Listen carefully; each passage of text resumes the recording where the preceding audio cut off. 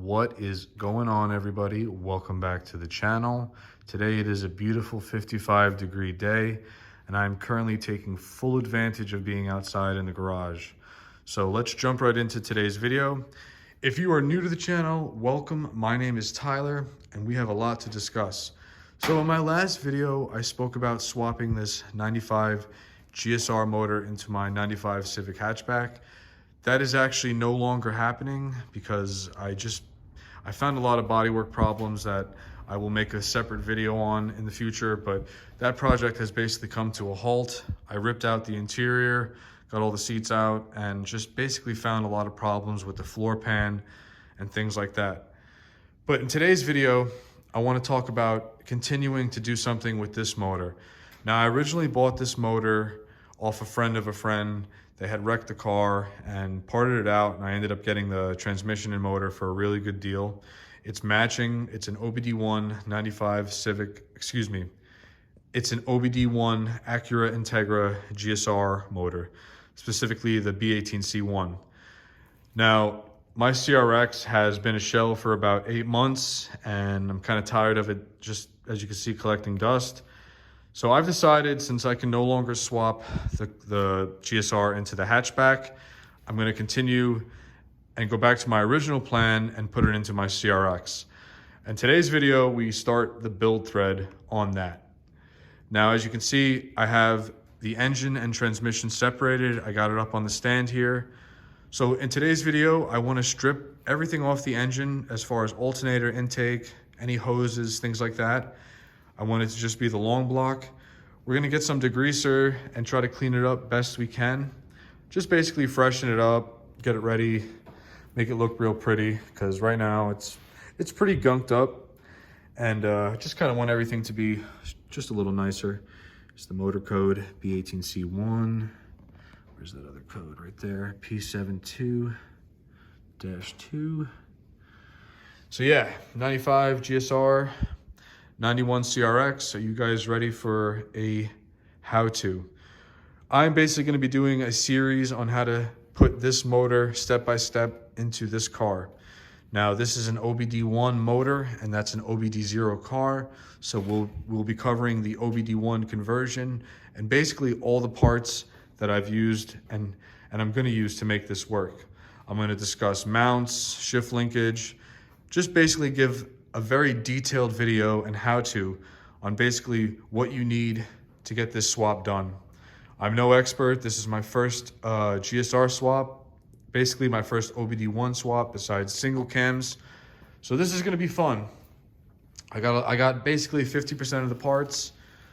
Just got to order a few more things and we should be on the ball with this. I am going to refresh this entire motor as far as gaskets and timing belt, things like that. I am going to go with OEM Honda parts, and I will leave links in the description to where I purchased everything. So if you guys follow along and just have plans on redoing your motor or doing something that I'm doing, I hope this helps. So first thing we're going to do is we're going to strip everything down and get this thing as bare bone as we can. First order of business is we're going to get this belt off. So we're going to break this loose, which is a 12, and the bottom bolt, which is a 14.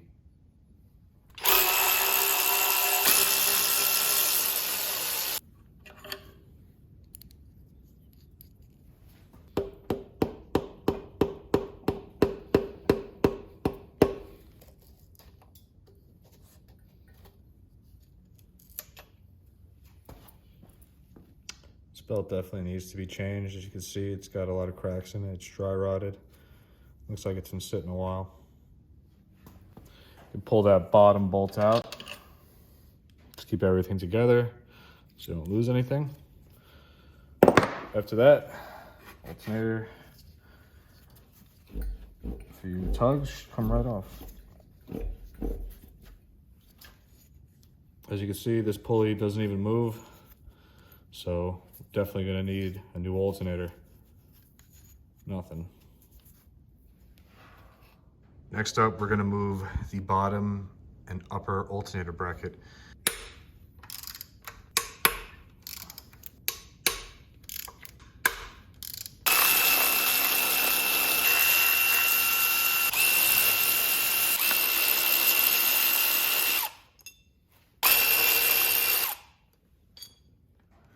So next up, we're gonna take the entire intake manifold assembly off.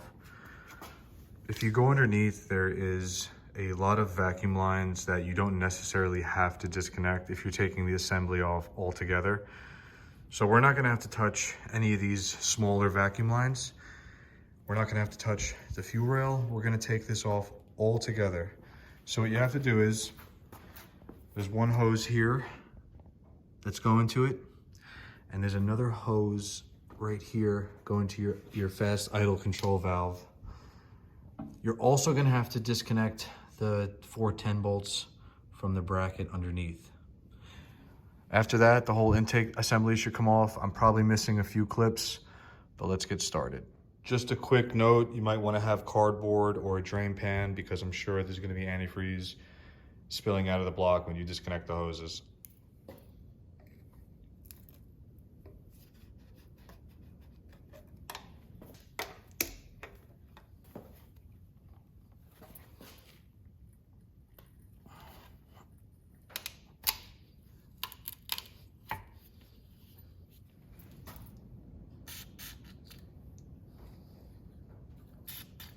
The back bolts are actually 12s, not 10s. The two front ones are 10s.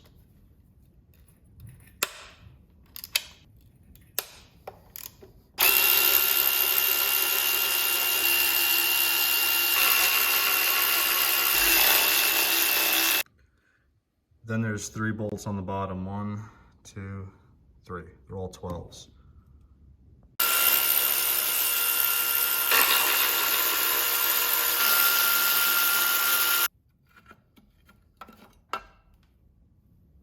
Now that we have that rear intake bracket off, we can kind of see a little more on what we're working with. So on the back of the block, there is this black breather box here. I think this is for the PCV. There is one hose that goes up into the back of the intake that's got to be disconnected. Other than that, from what I can see, other than just loosening up these brackets, and we can't forget this rear hose here. Just to give you a quick look, there they are down here, and up top you probably have to use a wrench or something like that. So let's get this manifold pulled to see what else we are working with.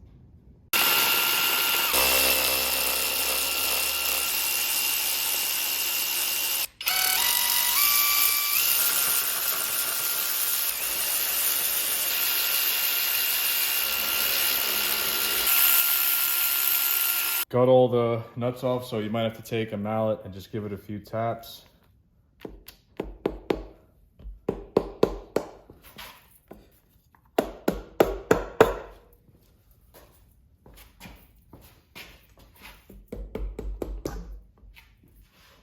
She'll come free, no problem.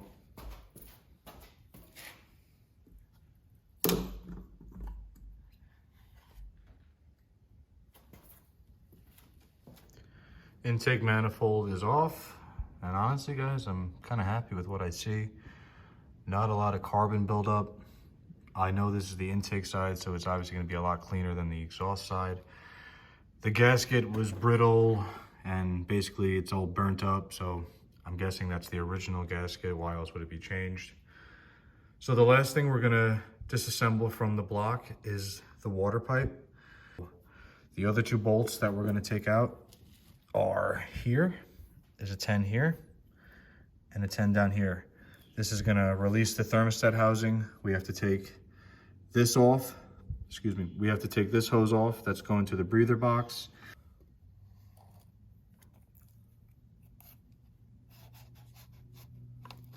Very careful, don't squeeze too hard. You're just trying to break the hose free.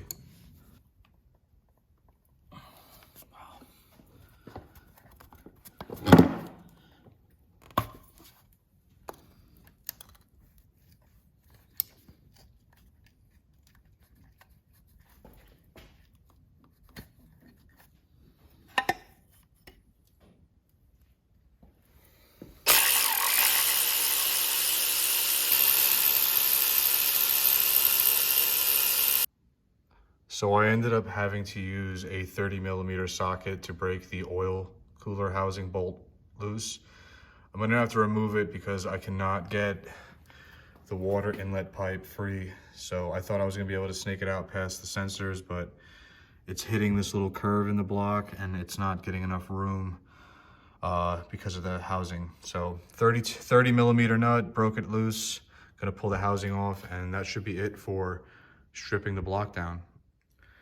All right guys, so I'm at the point where I think this is good enough for me, where I can get a good cleaning, good surface degreaser on there, let it soak. I'm obviously gonna have the intake holes covered. I threw the oil cooler housing back on with a filter just to protect, you know, the oil pan and everything inside. I'm gonna cover up this outlet, cover up this. Any obvious holes, we're obviously gonna cover up before we degrease. I'm gonna leave the distributor on for now, just cover up the electrical ends. I'm gonna take those wires off, but that's pretty much it. Now we can start scrubbing. So let's get this all degreased, and we're gonna give this bad boy a wash as well. So I got basically everything plugged up with some shop towels, anything that could, I guess, be vital where you wouldn't want to get water in. I'm gonna throw some degreaser on both the engine and transmission, scrub it up, let it sit for a while. I have the CRX outside, so we're gonna put some soap on that, give that a good wash, and hopefully everything cleans up real nice. Took off basically as much as we could. I did manage to take off the crank pulley. I'm gonna get a little degreaser up in here and all that good stuff. Not gonna take the timing cover off. I don't think there's a need to. I also did not take the distributor wires off. Just guarantees me that there'll be less water getting in there. So let's get some degreaser on the transmission and engine. Let it sit. We'll get to washing the CRX.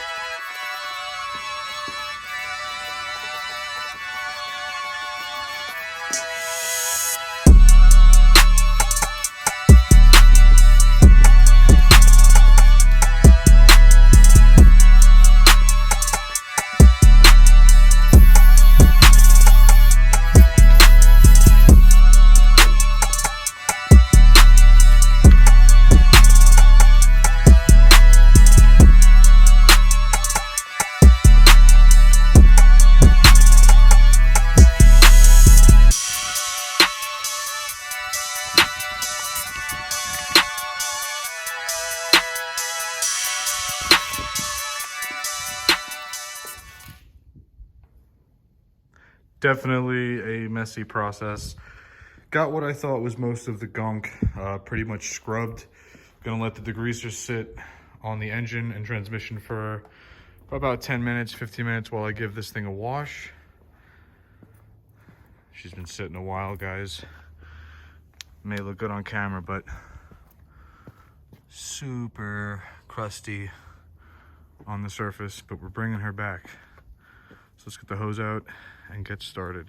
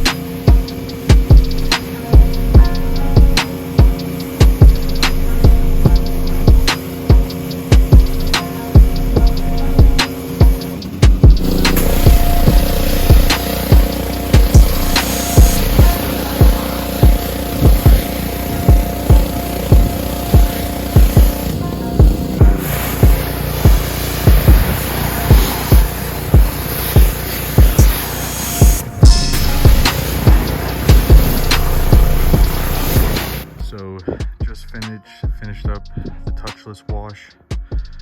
Gonna do a quick sponge wash now that I got the first layer of dust off.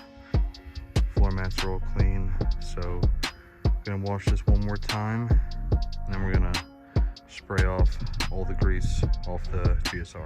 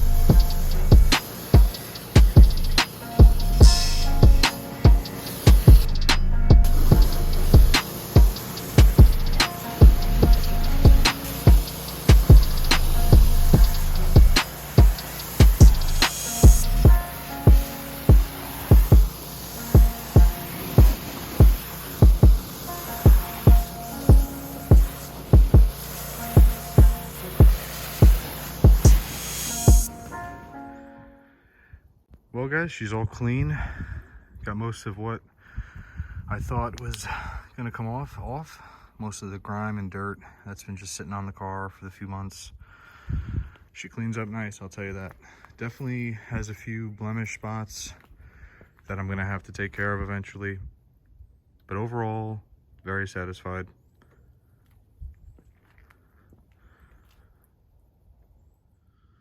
All right, everybody, it is the next day.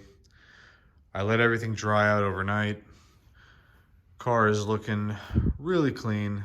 Really makes me happy to see this thing all shined up. Gives me a lot of motivation and inspiration. So let me give you guys a quick peek at the block. Here she is after a good power washing. I didn't film me power washing the block because it's kind of just sprays water everywhere once you get up close, and it's a kind of a tedious process. So I gave it just a basic scrub down, let the degreaser do most of the work after I gave it a few minutes of scrubbing, and it turned out really good. I'm really satisfied with the results. I didn't expect it to come out a crisp, clean engine block color. I know there's still a lot of grime on it that would have to be worked out, but this is good enough for me. Obviously the car is going to be used and it's going to get dirty again, so here's a little view of that grimy area underneath the crank pulley that was really grimed up. So obviously a lot has to be changed on this motor as far as gaskets and seals, and that's what I want to talk about briefly. So I'm going to put together an order, and I'm going to basically get a gasket overhaul kit that includes the water pump, the timing belt. I'm going to try to go as OEM as possible. If you guys want to follow along, I'm going to provide part numbers and everything like that, links in the description to where I got most of my items when that video does come out. So I know I have to get a few more things. Obviously a clutch kit is going to be needed after the gaskets and the engine is refreshed. The only other thing I'm going to change on the transmission are the axle seals, which have to match the intermediate shaft. So this is a GSR, and I do have the matching intermediate shaft, so I have to order GSR axle seals.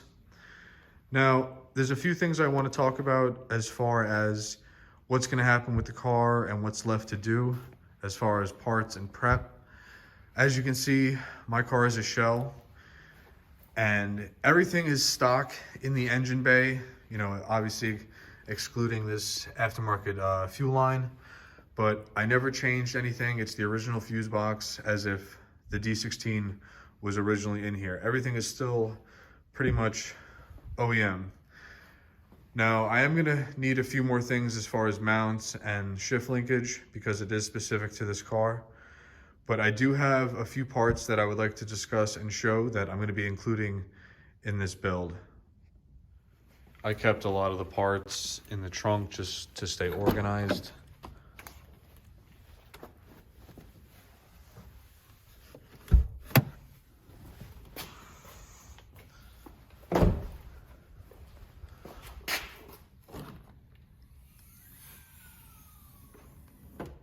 Got to get this nasty window tint off. Got to spend some time and just keep going. I got a little spot here going. You just have to be very careful, obviously, of the window defroster. But I've kept a lot of parts in here that I was originally going to use with the GSR.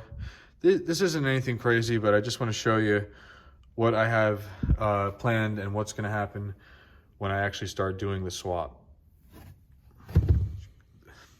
So over time, the CRX kind of became my parts storage. I've just been slowly collecting a few things along the lines of when I was going to find time to swap this car. Now, I had removed the AC lines and some of the components behind the dash when I did the B16, but I did keep everything, so I want to try to preserve this system. I would like to hook this back up with the B series. I know that's very possible, and a ton of people have information on that, so I would like to include this in this how-to, if that's possible. We also have, those are the rear wheel bearings. I have more interior pieces. We're gonna hook up a radio and get some tunes in this car because I've currently gutted basically the dash, not gutted it, but removed the climate control and things like that. So I wanna put back as much as I can, keep this car, I guess, in its stock looking form as much as possible. I don't want to cut anything or remove anything out. I'm not going to try to reduce the weight. I think that motor is perfectly fine with the power that it makes. So I want to put AC back in the car. I want to have heat. I'm not going to be driving this car all year round, but I'd like to have the basic necessities. So I know necessarily this isn't basically a how-to on the GSR per se, but this is the stuff that's going to be included because I do want to run AC, and I'm sure a lot of you guys in the warmer areas want to get information on how to run AC with B series if you're doing something similar. And here on the table, I have a few other things that I've collected over time that are just going to make this swap more ideal to me specifically. Obviously a radio.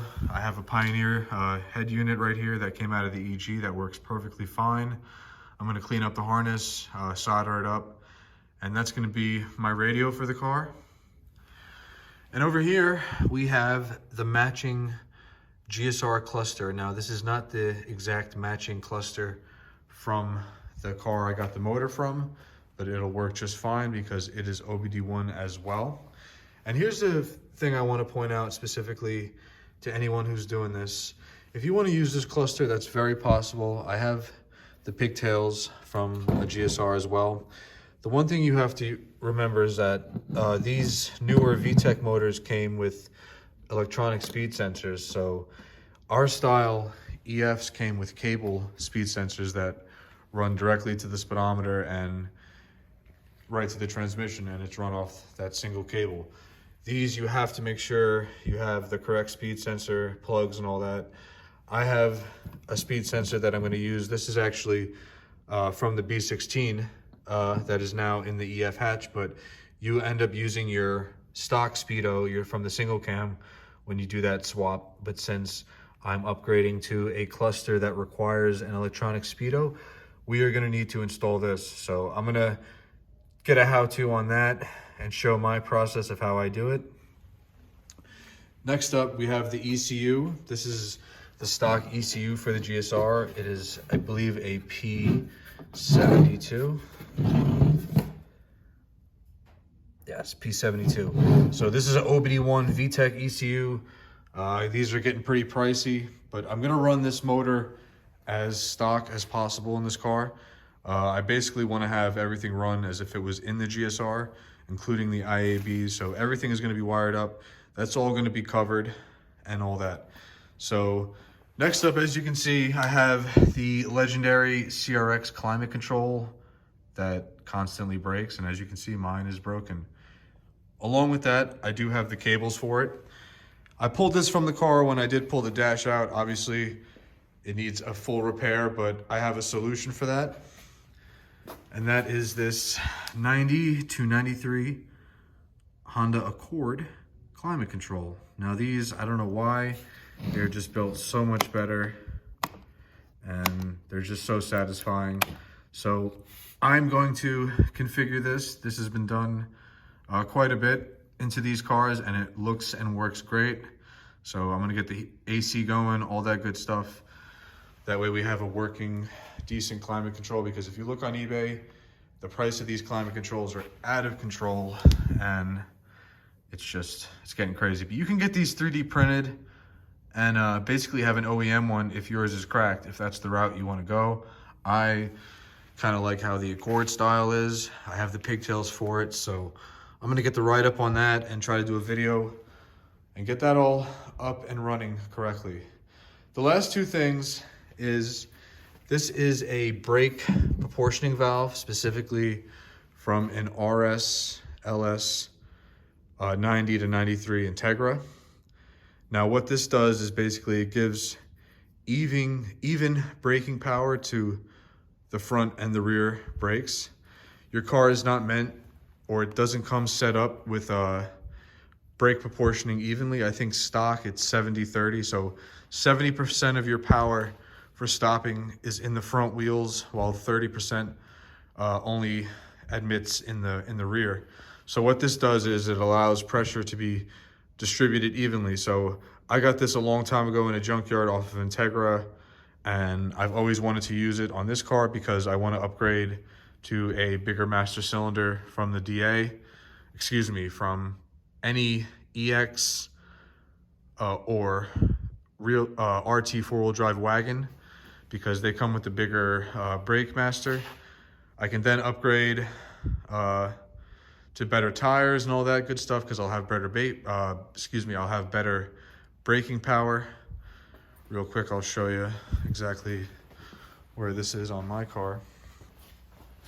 So here's the stock proportioning valve, 70-30, and I want to change it to the Integra one.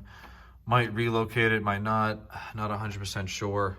But this is one of the things that I'd like to do because I definitely want to upgrade the master and have better brakes, because the GSR is definitely a force to be reckoned with. that is mostly all the parts that I have now.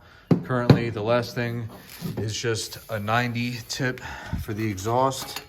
I never got a tip welded when I got the Vibrant installed. This is all mandrel bent piping, and I'd like to just get, basically, you get the idea, so that it's not just blowing on the mud flat, which I do not want to burn. So that is the parts currently for the car, for the swap. My next video is going to be basically cleaning up and refreshing all the gaskets on the GSR. Hopefully then I will have acquired most of the parts to where I can eventually put the motor in the car.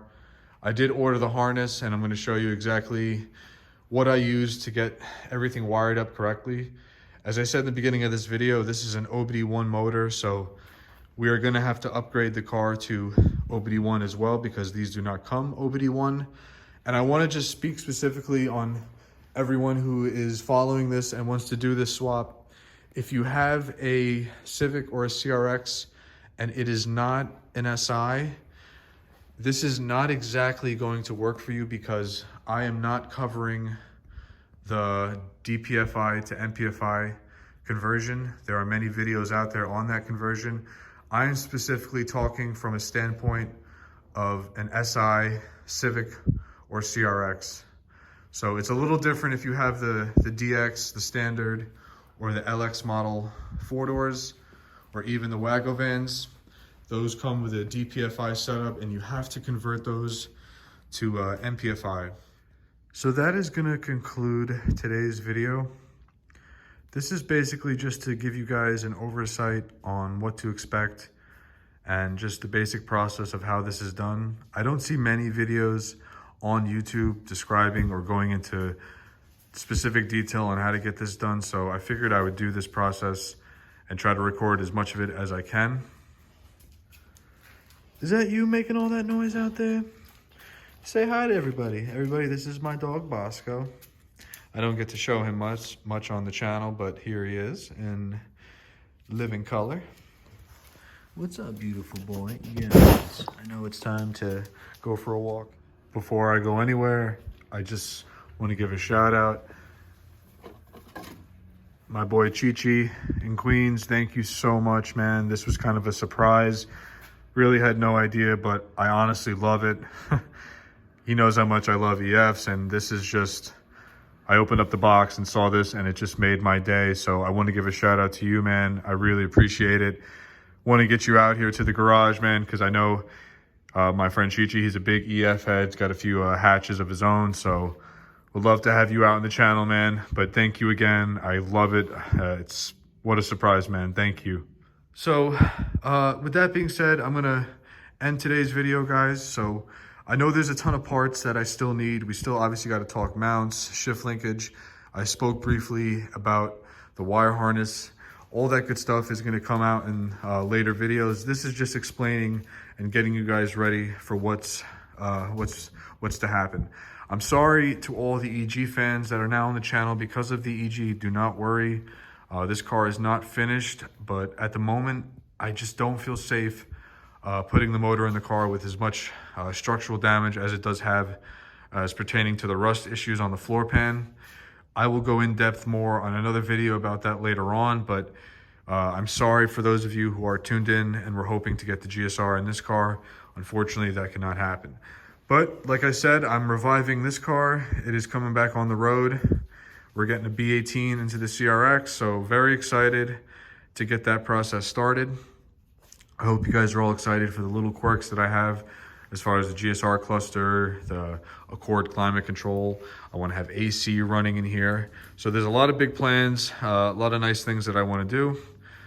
But I'm going to wrap it up. Got to walk my dog right now, but I hope you guys stay safe. I'll catch you on the next video. We're going to have a next video come out. We're going to do a drive on the B16. I just fixed my idle issue, so now she's running 100%. So I will catch you guys on the next one. Stay safe and have a good one.